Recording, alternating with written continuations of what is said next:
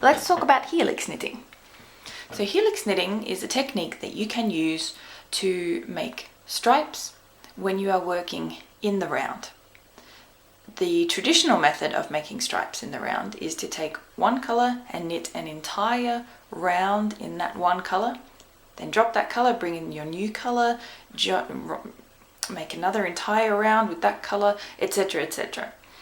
The problem with working in that way is that the end of one round is slightly higher than the beginning of that same round, and so you end up with a jog between the colors, so they don't match up horizontally. They're kind of off a little bit, and helix knitting avoids that jog.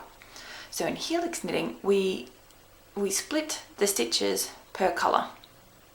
So in this case I have three colors, so I've split my stitches into 3 sections, 1 section per color. And so in each round you have each color active, and they kind of work together to form this really cool spiral all the way up the work, and you avoid those jogs at the join.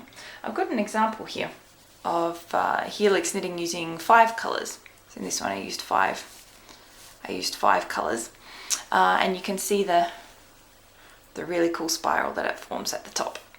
Alright, well, how do you do the helix knitting then? So just cast on normally, whichever cast on you like to use, and whichever color you used to cast on, you continue with that for this first section. So I've got 3 colors, 60 stitches, so I have 20 stitches per color. Then as I come up to this stitch marker that shows me where I need to change the colors, I take my old color. Here we have the stitch marker, so I slip that, and I take my old color, bring it over the other yarns that are here and to the right. So this is now here over to the right, and then I take my new color from underneath that one and to the left. So these two don't cross over at all. If this is the first round that you are working, then you can just join the new color. All right, then we continue on.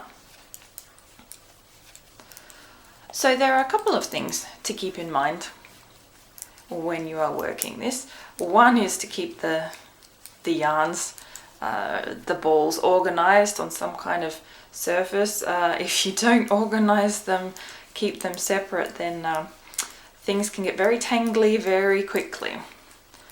Alright, now I'm coming up to my next stitch marker, so I'm going to change colors again. So slip the stitch marker, and keeping my yarns organized, I bring the old yarn over the top and to the right.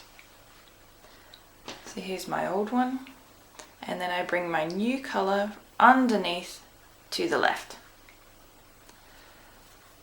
Another thing that you need to watch out for is not to pull this stitch here too tightly. If you pull this tightly, then this stitch from the previous round is going to be really small, and you will end up with a significantly smaller line of stitches here, and that will really show up in your tension. It'll show where you've joined the colors. All right, so what have I done? I've worked 2 changes, which means I'm coming up to the beginning of the round.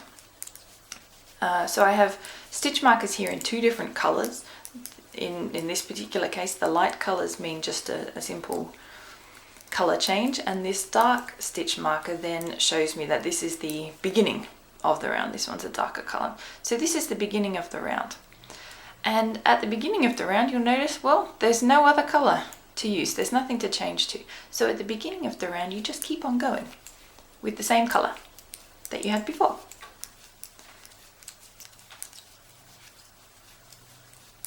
And then when you get to the next stitch marker, that's when you can change the colors.